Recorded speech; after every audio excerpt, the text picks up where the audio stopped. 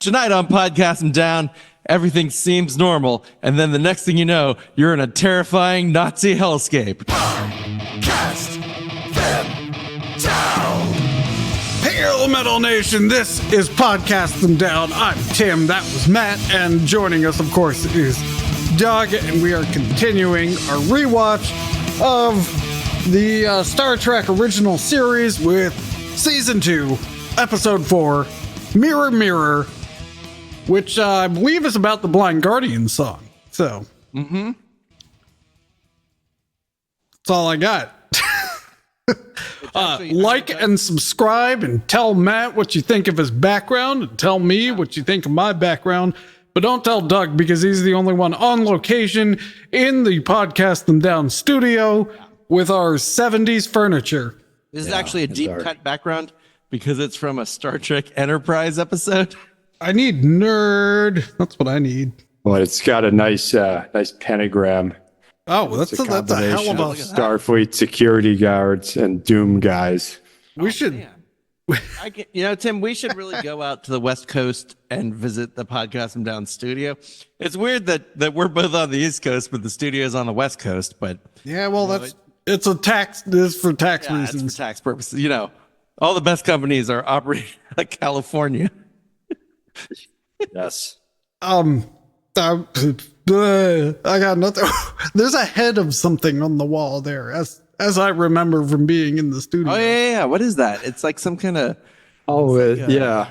What? I remember all my Doom villains. Looks like an aardvark. Hey, maybe we'll talk about if we ever review the metalness of a country like Peru.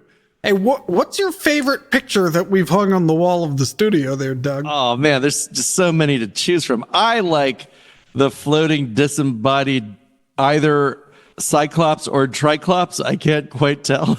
I'm asking Doug though. I think isn't this Captain Kirk, but in the movie uniform with his shirt open? It's like he's not wearing the little sweater, like mock turtleneck underneath. Is that Elvis next to him? Yeah, I think that's Elvis dressed in royal garb. Well, yeah, it's Fat Elvis, of course. Our favorite era of Elvis. Like a, whatever that is, an elk. And then, but we also have like fictional creatures that we hunted. Right, that's the Eldritch Wall. Okay. Well, now that we've explored the studio, let's dive into this Star Trek episode. So, as usual, I haven't seen it. I'm going to be watching so you get the fresh, raw, and correct reaction. Yeah. And you two are going to talk about it, and I'll just shut up and watch. All right, go. Okay. So, this episode sucks so far. Well, we begin. No, okay, it faded in. All right, now we're good. You're just watching the blackness. Okay, so we begin unusually not on the Enterprise, but on a planet. Well, I like Uhura's metal stance. It's right away. It's like her foot's up on the monitor. Yeah. All right. She's just like. I'll let you speak now. On this little stone slab. We can tell it's an alien world because even though it looks like the backyard, the sky is purple. So clearly an alien planet. This is Halkin, or these are the Halkins. I believe they're Hindu people. Yeah, they all have little bindi things on their forehead. That's true, Tim. And they are committed to the Hindu philosophy of ahimsa, or nonviolence. So maybe you're onto something. But basically, they say that they can't help the Federation mine dilithium on their planet. And even though Kirk has shown them historical proof of the Federation's peaceful mission, they say there's no guarantee that the and if we think about the Discovery timeline, they've just been in a horrible war. But anyway, the Federation is peaceful, and the Halkins say we can't guarantee it'll be peaceful. They're complete pacifists, and Kirk says that he admires their ethics, but he hopes he'll be able to prove the Federation is worthy. Yeah, and they're talking with the Enterprise about there's an ion storm, which you can both see on the planet, but I think that there is concern that it's going to escalate. And at the very end, the head of the Halkin Council points out that the Enterprise could take what they want in terms of dilithium. And Kirk very smugly says, "Notice that we won't."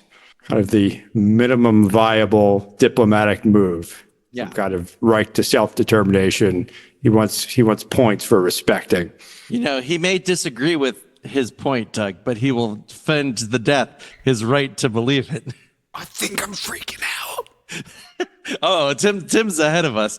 Okay, so Enterprise calls Ion Storm. You got to get up there. Good old Mr. Kyle, who never seems to do anything right.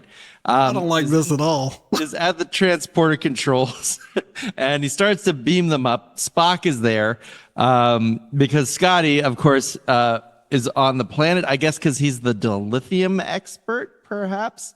So they're beaming up. Who are they beaming up, Tim? They're beaming up Kirk, McCoy, Scott, and Uhura. None of whom have fancy dashing sashes. Yeah, they're sashless, and they conspicuously have sleeves, which, as we all know, is a garment of the week, the sleeve. And so, yeah, there you go. They go on the bridge, and everyone immediately sends their hearts out to each other. Yeah. So they beam up. There's some wiggly waggly stuff, and all of a sudden, everyone is sleeveless. We're in sashes. They keep sending themselves like "My heart will go on" salutes to each other.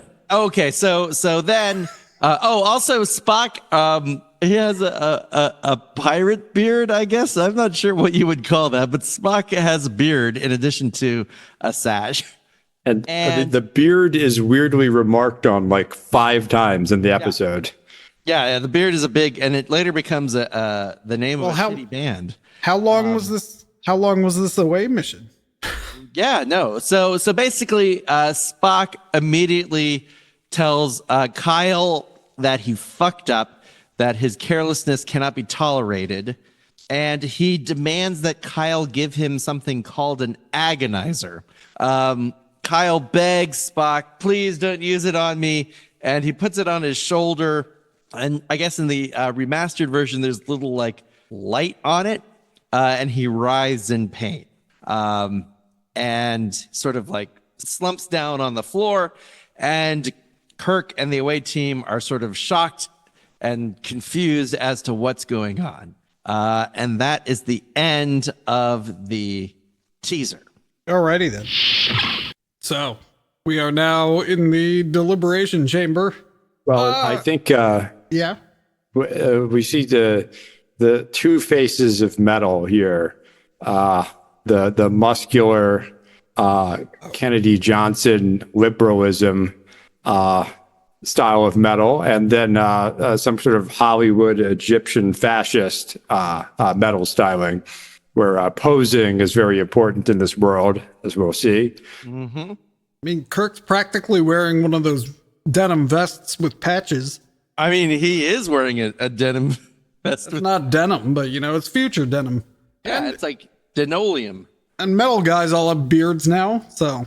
I also like how they all kind of are wearing the Mirror Universe insignia, but they hadn't quite designed it between the costume design and I guess later on in the set design. So they just have like vaguely similar shapes on everything. Yeah. So far so good. It's a 7 and a 7. We score. This is where we give it a quality and a metal score, and my score for both is 7 and 7. And Matt enters it into a spreadsheet for those who have forgotten or don't know. Right. And then way. that way we'll have our objective scoring of the goodness and metalness of every act of every Star Trek. All right. So that was my score. Weird echoes, Matt, in this act, right? The benevolent federation, and maybe it's only benevolent now, and maybe they're not going to demand more mineral rights. Well, the Halkins were very prescient. I guess both Halkins, both the Mirror Halkins and the I guess Prime Halkins, as we'll see, and maybe in the next act we can talk about what exactly the Mirror Universe is. But yeah, I mean, I agree with Tim. There's everything to like about this episode. There's agonizers. There's swashbuckly sashes. There's the lack of sleeves, the most feminine aspect of any garment. I'm going to have to give this a 8 metal and 7 quality. Yeah. Oh, I agree. All right. Onward. All right. Oh, so it begins again. Again, I don't understand. Doug, maybe you can help me out. There's still captain's logs in this episode. Yeah. Yeah. But what I'm not sure how he's recording them, but they're in like proper time. And so and he does do well, I forget what he says, but the retroactive logs from time to time, which this probably is, but the star date is literally not unknown, right? right. It was like telemetry and yeah, they're exactly where they were. But I guess this is what I'm saying. At this point that he's giving this log entry, it's not retroactive because he doesn't know that he's in another universe. It says, Captain's log, stardate unknown. During an ion storm, my landing party has beamed back to the Enterprise and found it and the personnel aboard change. The ship is subtly altered physically. Behavior and discipline have become brutal, savage. So he literally only knows what he knows in the transporter room. So is this something like a mental thing, like a little implant in his brain that he can trigger? How are these set up? Maybe they'll figure it out in the arts and crafts room that they just entered. I think he knows the importance of captain's log, so he's always rehearsing. He's always right. He's like Jay-Z. He's just like constantly writing rhymes in his head. Whether or not he puts them on wax is a different story. All right. So Spock points out that the storm caused some minor damage to engineering. Everyone kind of hesitates for a second. Mm-hmm. Kyle insists that there was some kind of power issue unrelated to his failure. Kirk and everyone is very confused as to why everything is different. So acknowledges what's going on and then says they need to go to sick bay. Yeah. Which is actually a ploy to get them all together and out of the immediate danger. As they walk down the hallway, everyone's giving them my heart will go on salutes. And they reach sick bay, and Kirk, Uhura, Scott, and McCoy start to discuss what's going down. They note that they were dizzy when they first materialized. We learned that Mirror McCoy is just as clumsy as regular McCoy because he spilled acid on his workbench a year ago, and it's still visible. So much for like replicator technology. And yeah, so they say we must not be in our own universe, they surmise, a parallel universe coexisting with ours on another dimensional plane. Everything's duplicated, almost. Another Enterprise. Spock with a beard. Like, all right. I'm number one, yeah. Mm-hmm. And so they surmised that what happened was that they were beaming up at the exact same moment as their mirror universe counterparts. And they crisscrossed somehow because of the ion storm. Yeah, and so they know that the Halkans are going to be destroyed. Mm-hmm. So they need to plan both to prevent that from happening and to figure out what's going on and how to get back. Yeah. So he puts Scotty on the communication and I think the phasers. Yeah, Scotty is supposed to go and mess around with the phasers so they can't fire. And I think they set up like a secure sub-channel in the Enterprise communications array. You know, because a big ship like that will have no idea where other signals are coming from. And Uhura is tasked with getting the Kirk's exact orders. Mm-hmm. Though, as we'll see, everything seems to be pretty secretive. Yeah. Intentionally so in this future. So they go... we go onto the bridge. We see Mirabira Chekhov and Sulu. Although Sulu, importantly, is wearing a red shirt and has a big old scar on his face. Yeah, we'll talk about the interesting, some of the interesting dynamics around Sulu and Uhura and everyone else in the deliberation chamber.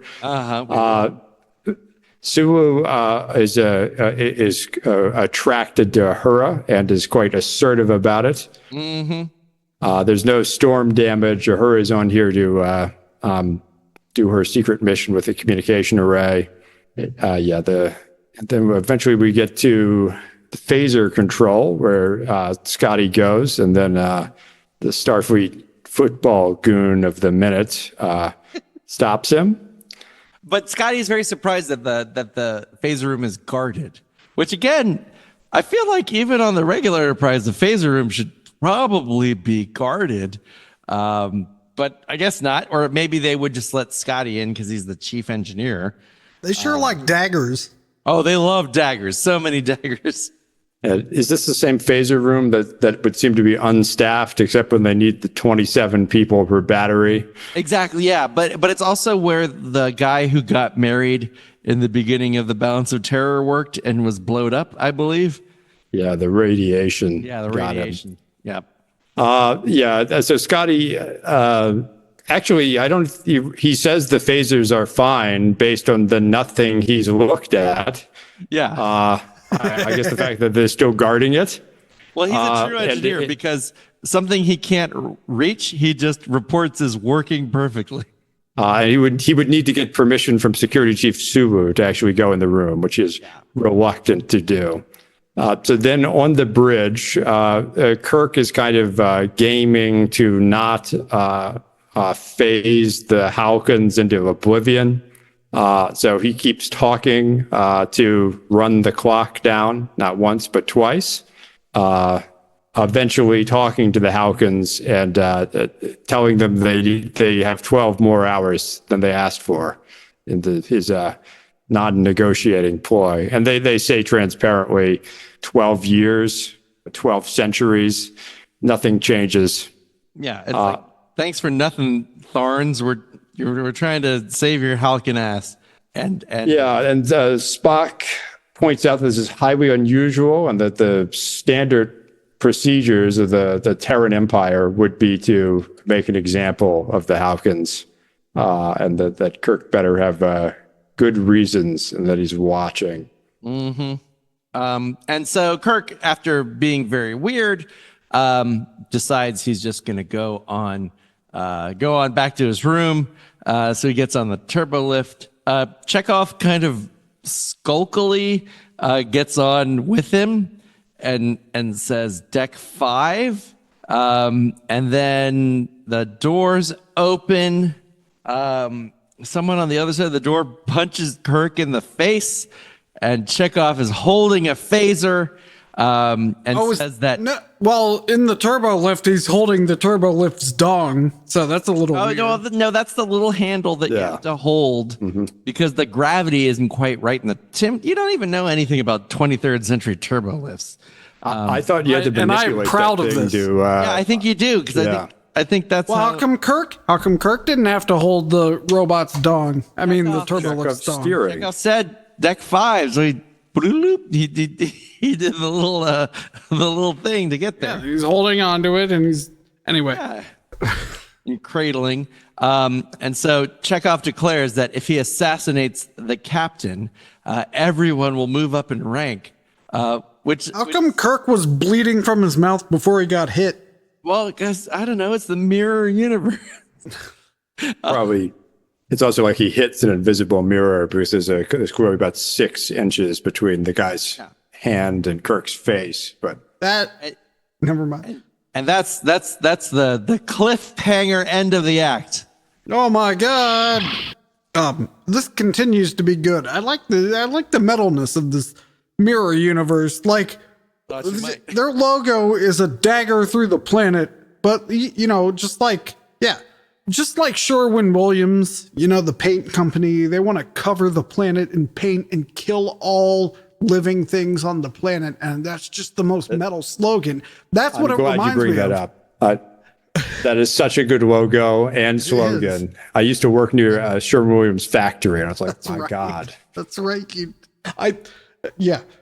Clearly their goal is world domination. This Starfleet in this mirror universe, they want to punch a dagger 3 times the size of a planet through every planet. that is metal as fuck. And you know, they got their shit together when it comes to security, and you know, other than the scars and the rapiness, I'm liking this. Can't forget those sashes. Love those sashes so far. So this is a very metal thing. I'm still interested. There's a lot of talking, but there's not too much talking like there usually is, where they just like beat a concept into the ground to fill the 43 minutes or whatever. So, yeah, I'm gonna go up from the 7 and 7. It's now 8 and 8. This is great. Tim, when you're right. This is an 8 and an 8. There's very little to be desired here. I mean, like, more to be desired. Everyone is great. The acting is amazing. The characterizations are amazing. I really believe that this is an actual functioning Terran society. There's no one is overacting. No one is just acting like an insane person. It's just a well-crafted world. And they're going to get their fucking dilithium, unlike the original universe. Well, one person's overacting is another person's posing. It seems to be very important in this world. You got scheming, domination, posing, lack of empathy. It would not surprise me at all to see. Criticism, metal is shit. It wouldn't surprise me at all to see Eric Adams, not the mayor guy, but the singer from Manowar, just like round a corner in all his sleeveless greasiness. Out to them all. Yeah. You know, just for fairness' sake, it would surprise me to see Eric Adams, the mayor, in the Mirror Universe. But then again, not really. He's not as greasy, though. Eric Adams from Manowar is so greasy. I do like how we're... Our fictional elevator enthusiast podcast, we're playing exactly those roles here. Technical, historical, and cultural. Anyway, all right, so Matt. Mm-hmm. All right, everything in this world has gone the same as in the prime timeline to the point where they're right at this point. Now, they're at the same planet, they have the same negotiation, but is Earth the only planet affected? Because the Halkans seem the same. As we'll see later, the Vulcans also seem similar to, like, the Vulcans aren't Romulans. They still seem governed by logic. So is it just Earth that's different? Yeah, and where my mind is going is, okay, if the technology base and everything is so compatible as to put them at exactly the same point at this point in time for whatever things deviated, isn't that kind of an indictment of the Federation and all its principles? The authoritarian regime, because they delivers exactly the same results. I mean, and going back to the beautiful, Tim, if you do nothing else, just watch the opening credits to the Star Trek Enterprise episode In a Mirror Darkly, part 1 or 2, because for those of you who haven't seen the opening credits to Enterprise in general, and first of all, how dare you, because it's the best Star Trek credit sequence, complete with a Christian rock anthem. God. But the Enterprise, the original, like the main version, shows like the human quest of flight, and the Mirror Universe episode shows the exact same thing. And it seems like, in fact, the Mirror Universe is a little more technologically advanced than the Federation. They know how to get shit done. Yeah, so that's a double indictment. Do we know the point of deviation? Does Enterprise establish how long the Terran Empire has existed? So we know, for example, that the moon landing, Neil Armstrong, presumably, has a Terran Empire flag that he plants on the moon. Yeah, but he didn't survive because your bare arms can't live on the moon. But sleeveless spacesuits. But also the beginning of that episode, spoilers for when we do this episode in 2038. But the beginning of the two-parter is the Vulcans, like it's that Star Trek First Contact movie. So it's the Vulcans coming out and doing that, and then Zephyr Cochrane shoots them. The Vulcans coming out. So that seems like a diversion, but it's not. So I don't know. I because we believe in liberal democratic values here, and so I think the way out of this is acknowledgement of the Federation's terrible temporal hygiene practices. Right? Oh, you know what? That's actually a great point, Doug.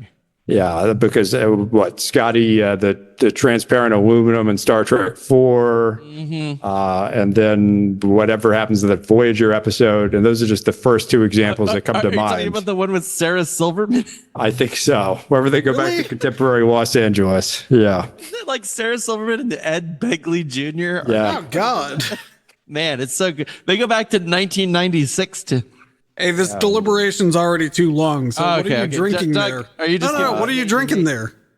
Is this an 8 though? I think the metal in this. What would make this more metal? I would say the next 3 acts. Violence. Yeah. Okay. 8 and 8. Yeah. I mean, there's only been one act of martial violence so far. I mean, I do. For example, Doug, there are a lot. There is a good lack of sleeves, but I'm noticing many people have clothed midriffs, and I would like to see that corrected soon. But Matt, what are you drinking? Oh, I'm drinking a old fashioned.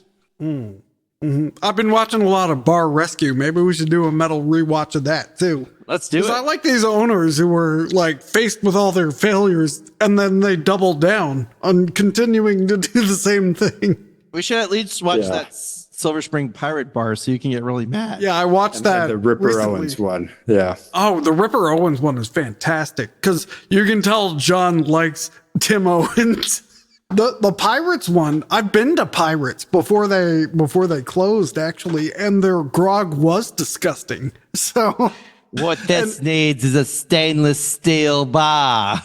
Yeah, well, like I'm pretty sure he redesigned it as the corporate bar out of spite for the owner. Like, because no one would go to a corporate bar. Oh, we're gonna have to do a couple episodes of Bar Rescue for sure. Coming soon to the podcast. Yeah. And then, like, after that bar closed, 2 different pirate bars opened up on Route 1 afterwards. So, like, they were there for like 10 years.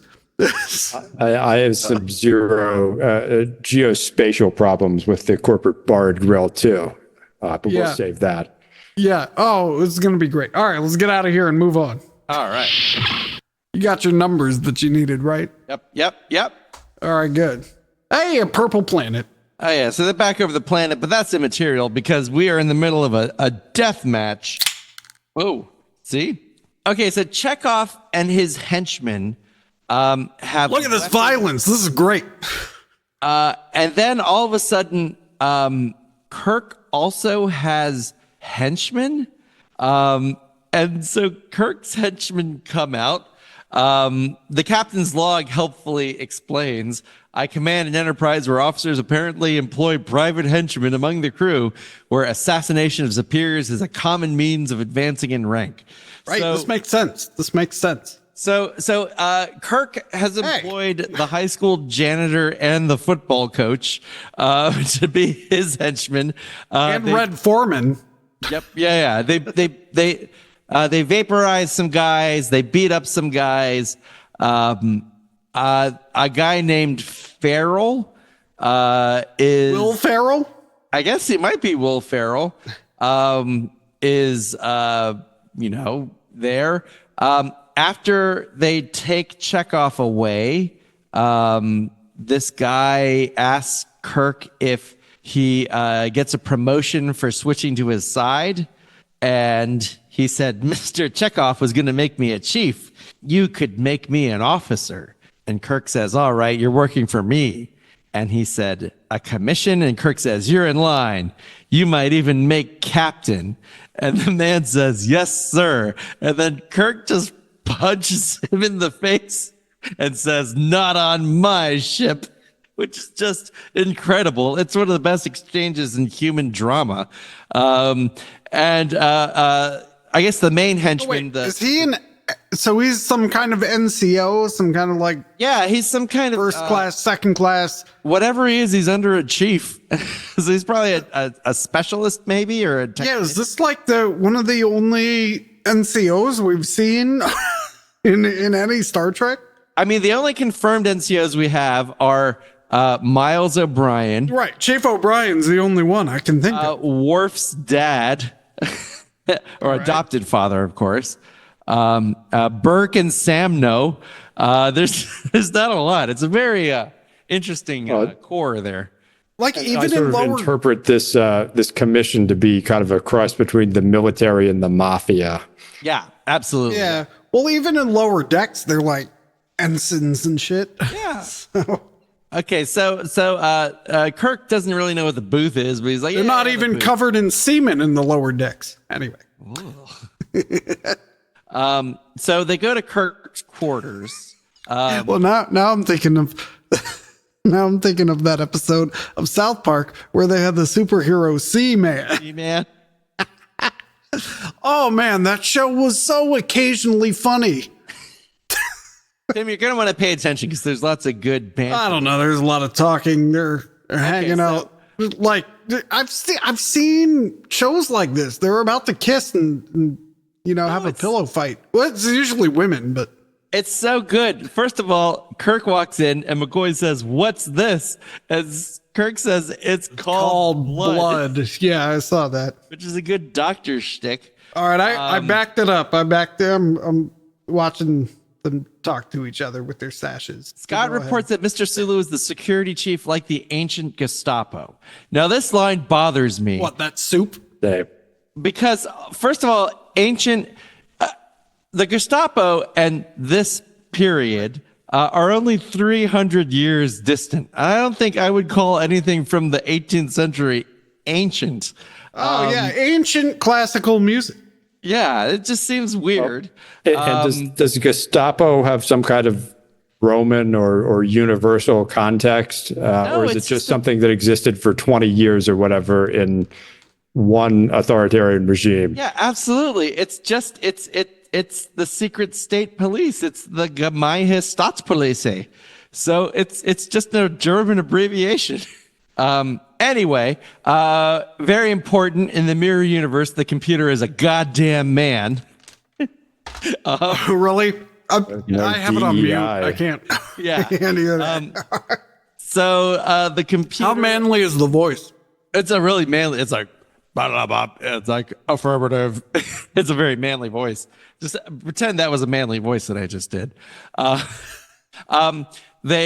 Kirk says that they all have to be engineers to like prepare the ship, basically to prepare their way back. McCoy says, I'm a doctor, not an engineer. And Scotty says, now you're an engineer. I'm liking this. Yeah, everyone's got to be engineers. They got a nice, strong computer. And I interpret it as a more broader conception of engineer necessary to survive in this world, too. Mm-hmm. Yeah, it's the means of survival. We learn that Kirk got his commission to command the Enterprise by assassinating Captain Pike. He killed. Easy to do when he's in that thing. Yeah, he killed a bunch of colonists on Vega 9.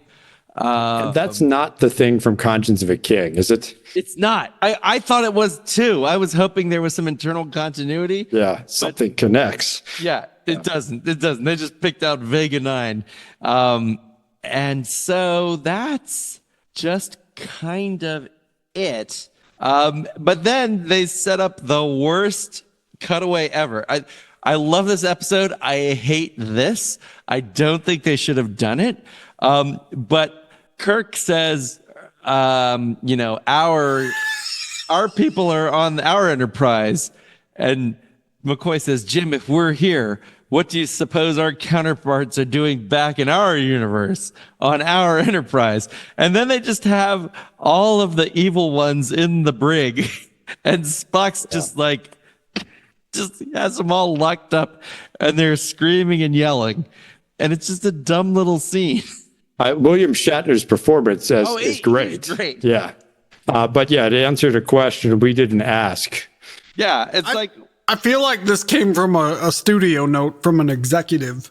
It's like, what's going on in the real Enterprise? Well, I read your script. It was really good, but what is it like on the real one? Actually, this smacks of Gene Roddenberry. He's like, we need a scene on the real Enterprise to show that Spock is smart. Show the contrast between the Federation and this empire.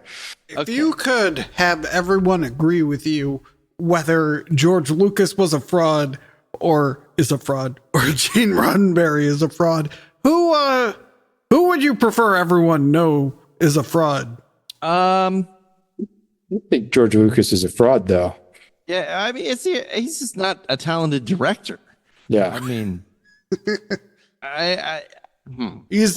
I'd say he's a marketing genius, but that's about and it. I wouldn't say because Gene Roddenberry mixes his anamorphous but legitimate view of a future world through his own ego constantly, and is very personally hypocritical.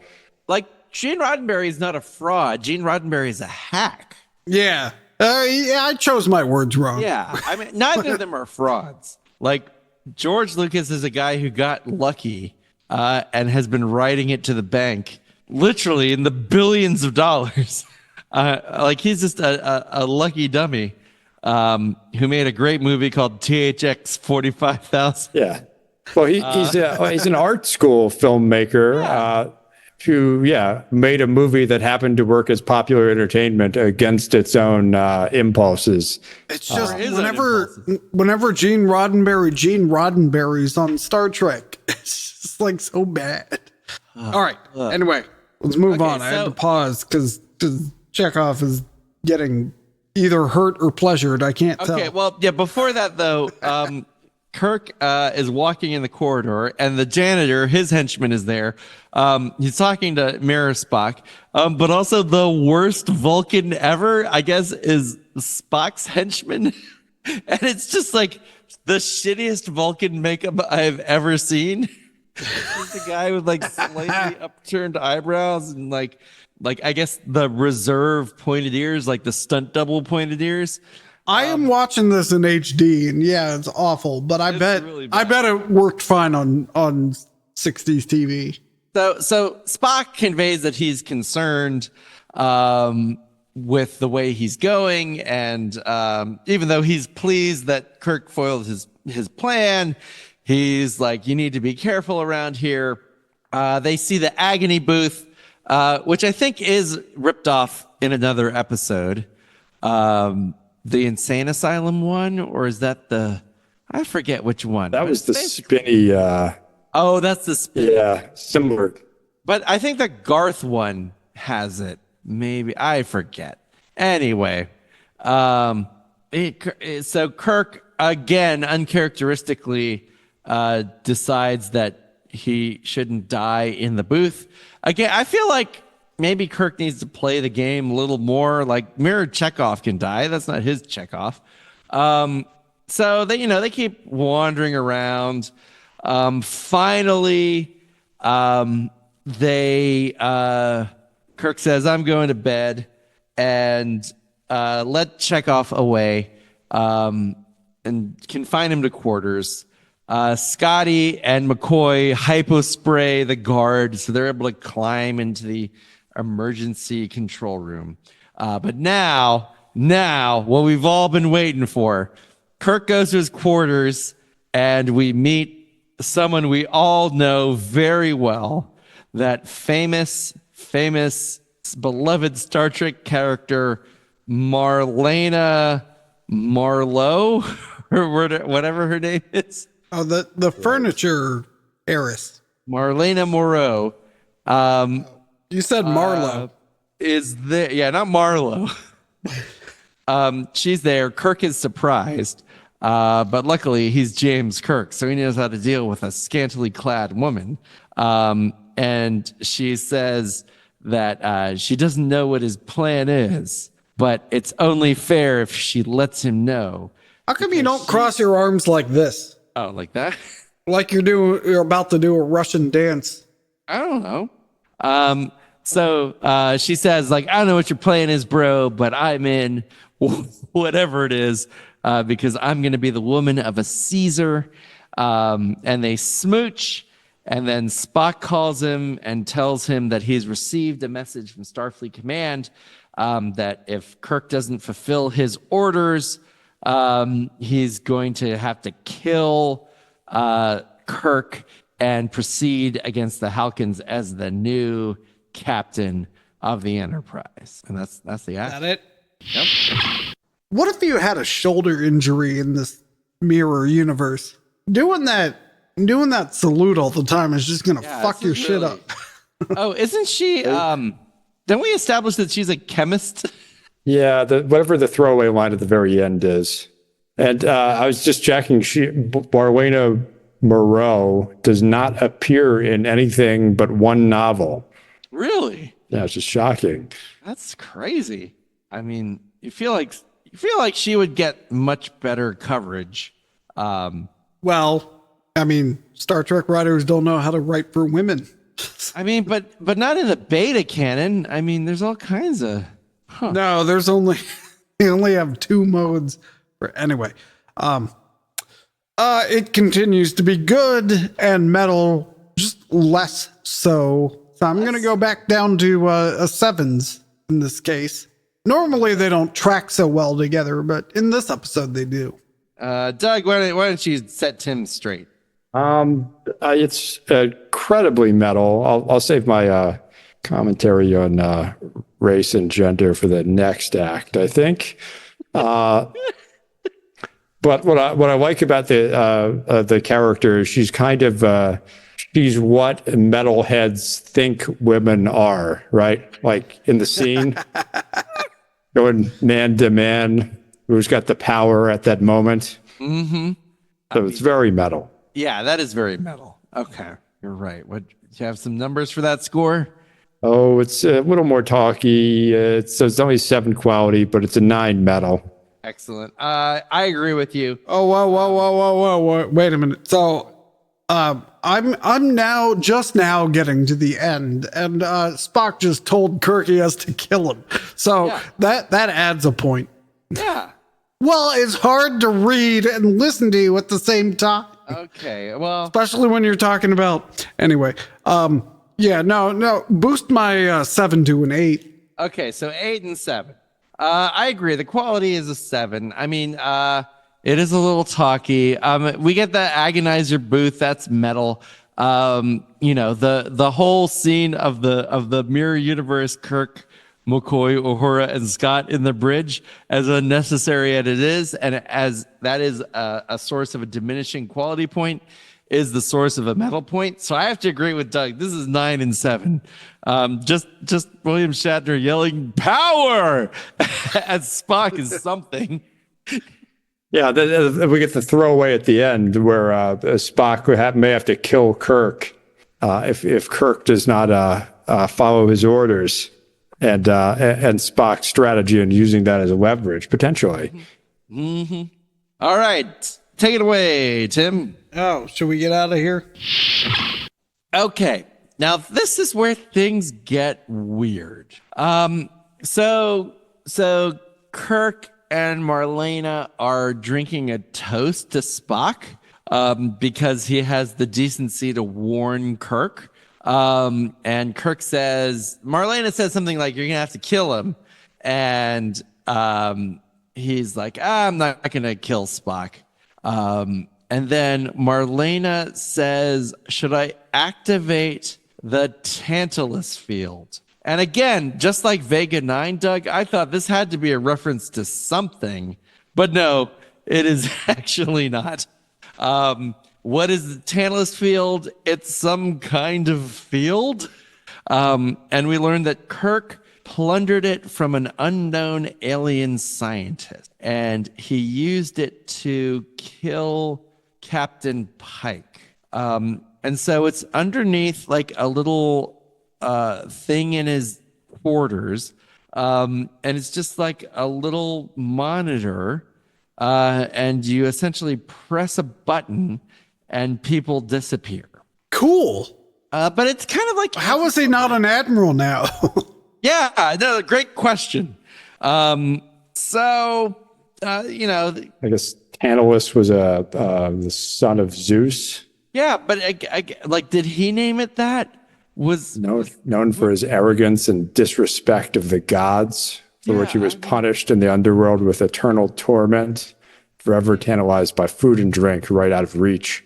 so I guess that's like what the field does. I don't know. It's weird. Yeah. So like, and basically to use it, you, I guess, just scroll through the ship and find the person. And so like, there's just like a dumb button. Like there's no fail safe. It's just a button you press and they disappear. So like Marlena puts Spock on the viewer and she's like, I'll do it. And he's like, Yeah, no, but they no, didn't don't press do the that. button. There could be like, you know, a CAPTCHA or something they have to solve. There's no Well, no, woke we- fail safes in this universe. Spoiler alert, Tim, we get to see her use it later. Oh, sweet. So basically, he says, like, he sort of like weirdly dismisses her after that, because he wants to, like, I guess, like, she still wants in on the plan, and she is fascinated and tantalized by the fact that he's not afraid of anyone. And so she says, like, you're not even afraid of Starfleet Command. Can your scheme bring you that much power so quickly? And what about me? How does Marlena fit in? And Kirk mockingly says, how does Marlena fit in? And she leaves. Conveniently, just as Scotty is calling.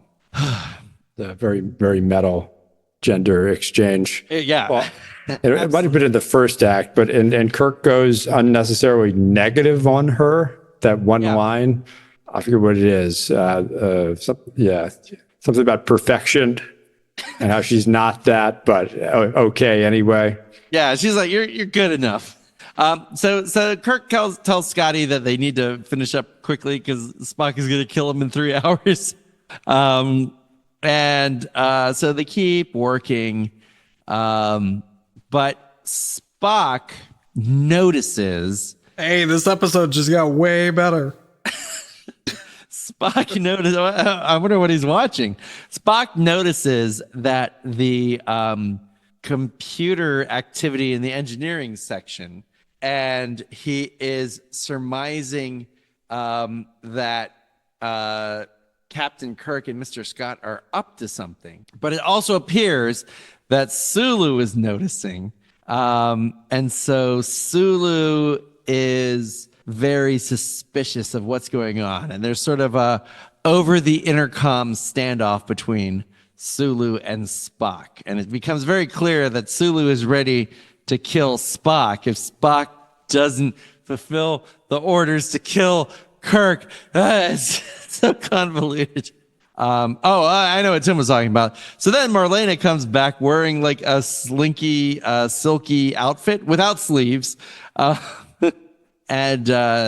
she basically says, like, is this what you wanted, big boy? Or something like that.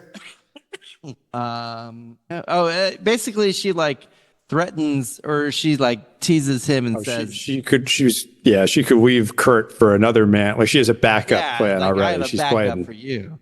Yeah. Wants to be with a strong man. It's been a long time since you kissed me like that. You're a stranger. Mercy to the Halkins, mercy to Spock, to me. Am I your woman? You're the captain's woman until he says you're not. Oh, and here's the okay. So she's like at the very beginning, when she's like, oiling my traps, darling. I'm afraid I'm a little out of practice. maybe that's what happened to us. It's very hard for a working officer to shine as a woman every minute, and you demand perfection.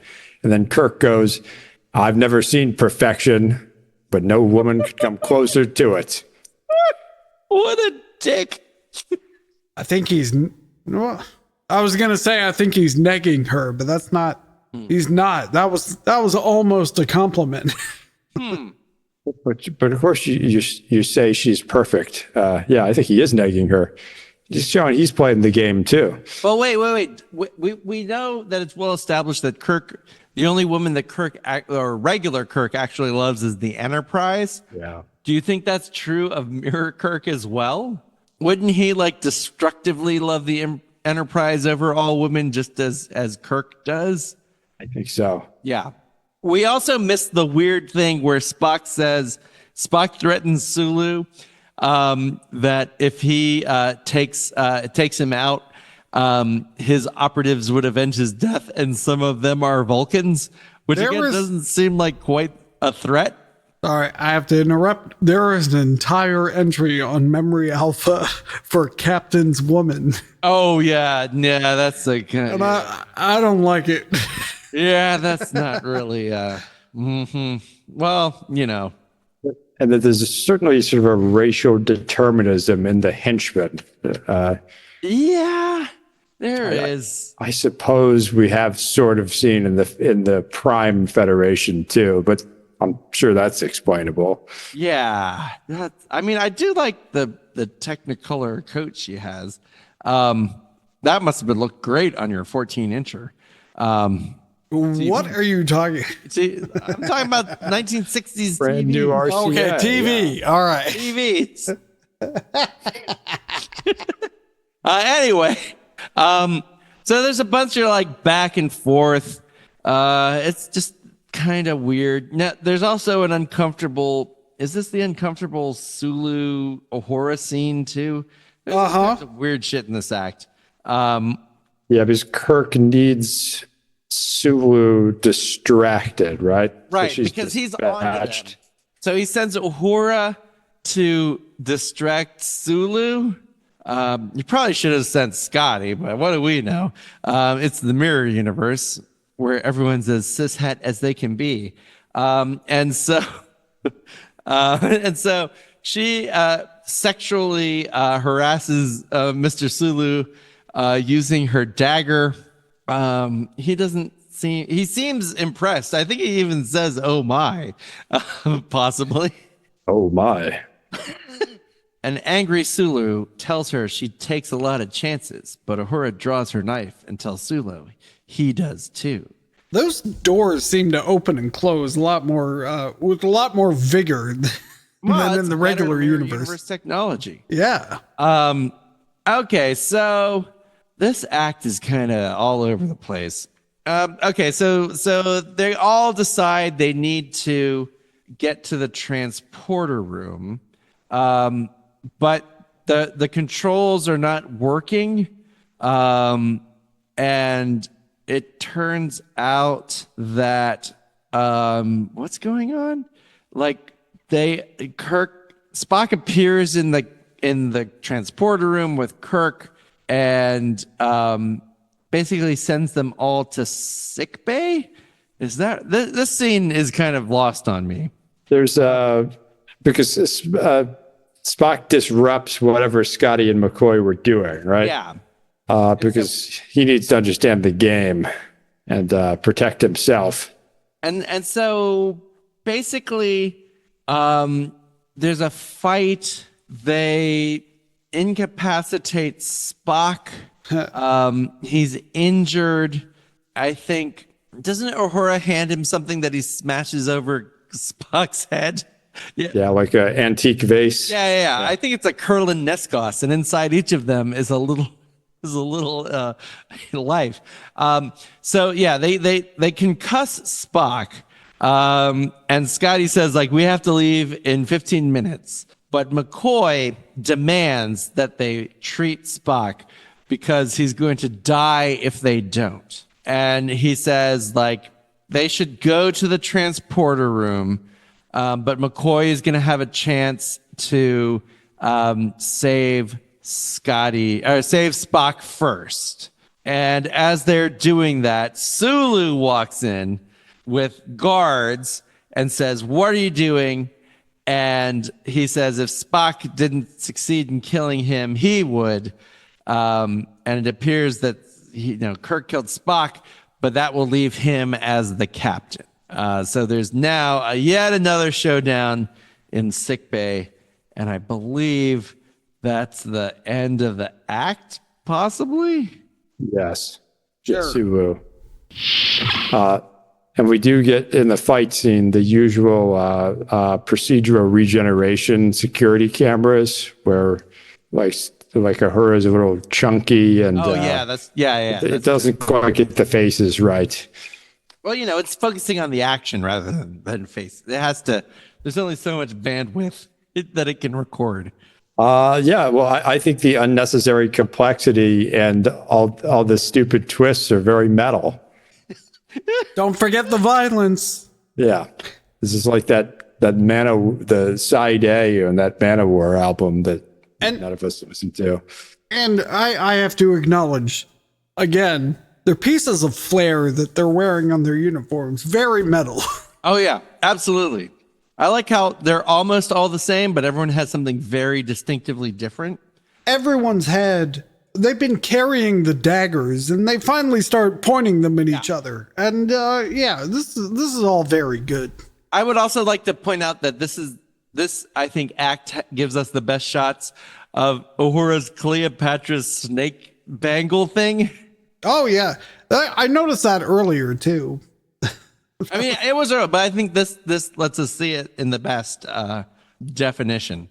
So yeah, I mean, I don't think this won a costuming Emmy, but it should have, if Emmys even existed for costuming at this point. For a snake? I mean, or for the pieces of flair, or just everything? Just everything. Okay. Well, and even more so than the last act, the gender behaviors in this act are the gender behaviors in the mind's eye. Yeah. Absolutely. Of metalheads and or Redditors. I'm gonna close this article about being a captain's woman. Hey Tim, live your dreams. Moscow in the late 90s. Okay. It continues to be good and metal. It's still an 8 and an 8 for the metal and goodness score, quality score, that is. 8. I'm gonna have to agree. 8 and 8. 8 and 9. 9 is metal. Because the pointless convolution of everything is metal, but does drag down the quality a tad. Okay. All right. Okay. All right. Now, Tim, you haven't seen this episode. How are they going to wrap this all up? They're going to like a lot. They're going to just go through another ion storm and it's going to flip out and be normal. And nothing they're going to do is going to set things right. It'll just happen. Okay. Let's see what happens. Let's see what happens. All right. Okay. So, Marlena is still watching on the Tantalus Field video screen. And now she understands what's going on. She understands that this is not her James Kirk. She understands that there's only a few moments to escape the hell that she's living. So she has to act. So the first thing she does is vaporize the 2 guards, leaving Sulu alone. Hey, did we ever leave the room? No, she uses the Tantalus field. No, thing. did we ever leave the room? Oh, fuck. All right, go on. All right, well, hopefully. Oh, fuck. Okay, so she vaporizes the 2 guards. Again, not really being helpful, but she just assumes that any James Kirk could beat up any Hikaru Sulu, even though he's like a fencing expert. He knows judo or something. He's a botanist. But anyway, indeed, this James Kirk does knock out Sulu fairly easily. And I guess kills him, maybe? Scott tells Kirk they only have 10 minutes left. Kirk says, the time is up, but McCoy can't let Spock die. And he says, if there's 10 minutes left, just give me 5 more minutes. And then he's like, okay, well, get your ass to the transporter room as soon as possible. And they all leave. And then what happens? Spock gets up. Yeah, after they leave, Spock gets up. So I guess he really only needed 2 minutes. Spock is unconcussed. He's perfectly fine. And then mind rapes McCoy, which I guess is a pretty metal move. So they do the mind meld. And all of a sudden, Spock understands everything. Now in the transporter room, Marlena has gone really I assume this must be on deck 5. I guess sickbay, the transporter, and the captain's quarters are all on the same deck, perhaps. Let's just assume that. Manual nearby. Yeah, no, I need Mr. Scott's Guide to the Enterprise. But she's there, and she says, "Take me with you." And Kirk, I think he's lying, but maybe not. He says the power is only balanced for 4, and we couldn't make it if there's 5. All could die. Scotty? And he's like, yay! And she says, there's only 3 of you. And again, she like points a gun at Kirk. Kirk pleads, if you kill us, you'll still stay. Uhura, because she's the only woman, knocks the phaser out of her hand, because women can only fight women. Then that's it. That was her whole plan. So Marlena is upset. Do you know what they'll do to me? But then, shockingly, the power is cut. She has a button that makes people disappear, and she's worried. Yeah, you know, she's the only person who knows about it. God. So the power is out, and then Spock appears and says, that was me. Hey. And he's with McCoy. Spock explains that he understands what's going on. And there was that whole thing where Scotty says he can get power, but someone has to stay behind. There's a bunch of pointless. They all take turns offering to be the hero, and it's all immediately undermined when Spock walks in. Yeah, just totally unnecessary. Spock has them restore the power and explains he has to have his captain back. Again, a weird loyalty of Spock, even in the mirror universe. Yeah, and somehow they, I guess how long before the Halcyon prediction of galactic revolt is realized? Yeah, so I think it's sort of an interesting string to. Yeah, I think. Did we hear anything about that earlier? Yeah, earlier in that exchange, they said that your empire would collapse in 240 years. I think that was something that they said on the view screen. But I guess we all missed it because it was unimportant. But now Kirk is kind of fixated on it. And so he again, being more logical than Spock, just as he's more logical than any computer, Kirk says that it's illogical for him to waste his time being devoted to an empire that is doomed to fail.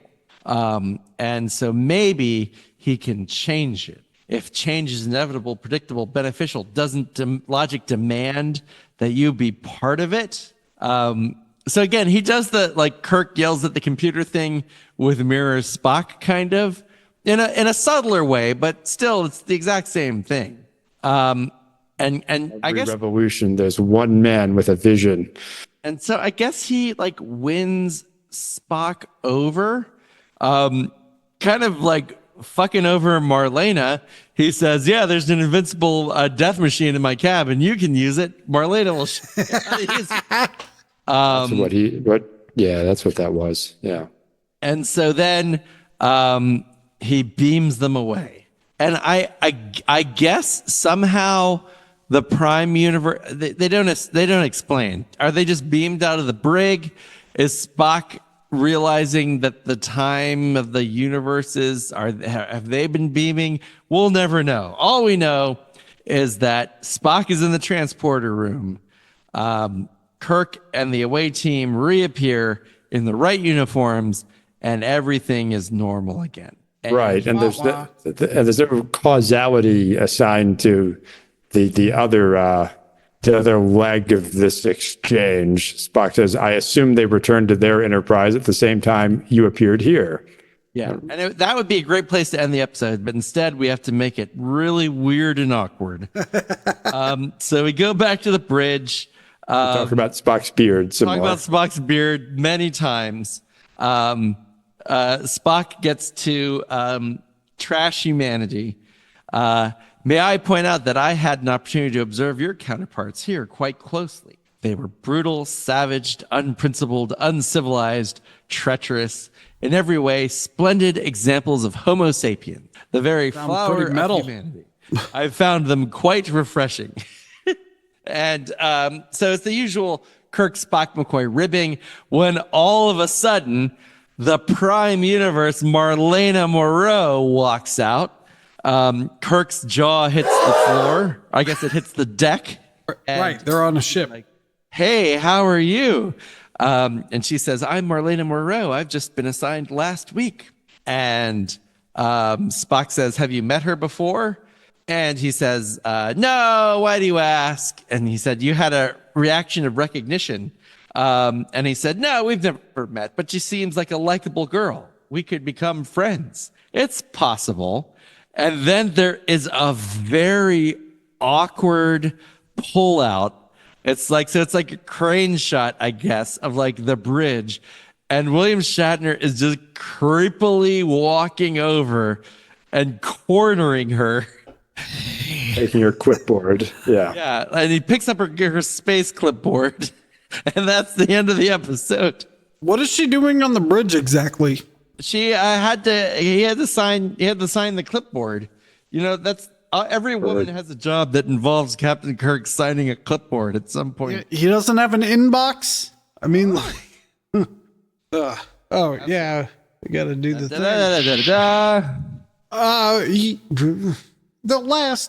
The last act had violence, not this one, right? Everything's back to normal. Zap away the guys. Yeah, it would have been nicer if it was like they experienced some kind of pain. That would be more metal than just ceasing to exist. I think this was still good. Just perhaps a little less metal. So I'm going to go with an 8 in terms of quality score and a 7 in terms of metal score for the final act of it. Doug, I need to hear you before I decide. Again, all of the scheming, the backstabbing, the convolution. You know, an interesting dynamic is how the Kirk is forced to mirror the authoritarian mindset in this universe by turning McCoy into an engineer who has no qualifications, but ties into the personality-based system Kirk has to construct. Okay. Just to survive. That's metal. Spock's recognition of the natural state of humanity is metal. Indeed, gentlemen, may I point out that I had the opportunity to observe your counterparts here quite closely. They were brutal, savage, unprincipled, uncivilized, treacherous, in every way, splendid examples of Homo sapiens, the very flower of humanity. I found them quite refreshed. Yeah. All this repression that comes with these liberal, democratic, universalist norms. Pierce it. Take out the wokeness. The rules-based order. It definitely have some resonances, I would say. Yeah, I think it's so it's a 9 metal, and was the fight in this act? I can't remember. Not really. I mean, it was more just zapping away Sulu. I mean, they had the fight with Sulu, but that wasn't really much. We needed like a fight, scapegoating or crucifixion to get to 10. So it's a 9. And then quality, it would be 8 except for the creepy last moment. So it's a 7. I was going to say it would be a 7 except for the creepy last moment. So it's an 8 metal. And then I agree. It does kind of wrap up too quickly. And they in all eventuality, like Marlena in the mirror universe is dead, right? I mean, Spock doesn't care for her. She's a liability because she's the only other person who knows about the field. I mean, I forget how the Deep Space Nine episodes explain what happens. But yeah, quality wise, I'm gonna split the difference. It's a 7.5 quality. But it is an 8 metal. It's a very consistently metal episode. And that is it. That is the final word. All right. I do think we should talk about we have to accept that 1960s Star Trek is brave and perfect in every way. So clearly everything I'm about to say has no bearing in truth, and it's just coincidence. But I do think the racial and gender dynamics of this episode are so 1967. Yes. What is interesting, in media, you argue this is still the case. Asian men are feminized excessively, are not allowed to be masculine. I mean, I don't know. I just watched Rush Hour 1, 2, and 3. Do you understand the word? Yeah, and Jackie Chan is the competent one in that. Yeah, but he's not exactly the. Well, I guess. But he's allowed to be sort of more metal and horny, sexual in this universe, but he's still less than Kirk, for instance. Yeah, that's true. Like her zapping everyone but Sulu, because of course Sulu couldn't take Kirk. And then let's look at the gender dynamic. So most of these episodes have a character like Carolyn Palamas in Who Mourns for Adontis, a perky young technical expert who is the object of romantic affection by whatever antagonist and whatever protagonist. Here, they don't need that because they put Ahura in that role. And Ahura is there for Sulu to fight over, right? To scheme over. And then the Kirk's love interest, who is vaguely Asiatic. Yeah, that'll get into that actor herself. So that's Barbara Luna. So she is half Filipino on her father's side and half Jewish on her mother's side. So her entire career was actually spent in that time of the 60s and 70s of being like the racially ambiguous. I can play any of these broadly exotic roles, and she kind of fulfills that role here. Like, she has a weird French name. Like, who is this woman?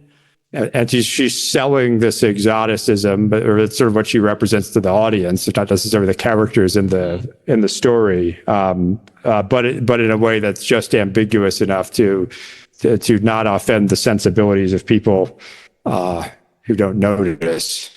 I mean, that is a very good. So Star Trek deserves credit for a lot of things, but on some of these issues, it's worse than it looks. It always has been. It's just like the first interracial kiss, which we'll get to in 2026, which is non-consensual, enforced by a god creature, and also not the first. Right. Yeah. But we hear that as a zombie talking point forever. But yeah, all right, rant done. Rant done. All right, well, all that's left is to tally this episode amongst the others. I can tell you that this is an incredibly high-ranking episode. It is currently tied for third place with City on the Edge of Forever, with an absolute score of 78.17. It is also tied in terms of metalness with Court Martial at 81.3. And so that's tied for third in both absolute and metalness. And in quality, it does a little less. It is an absolute third, 75% quality, just behind Court Martial and just above this side of Paradise. Now, will the next episode, the Apple, live up to this magic high ranking? No, it won't. But how far will it fall? We'll find out next time on Star Trek Podcast. Read down, watch them down. Metal. Bye. Metal. Cast them down.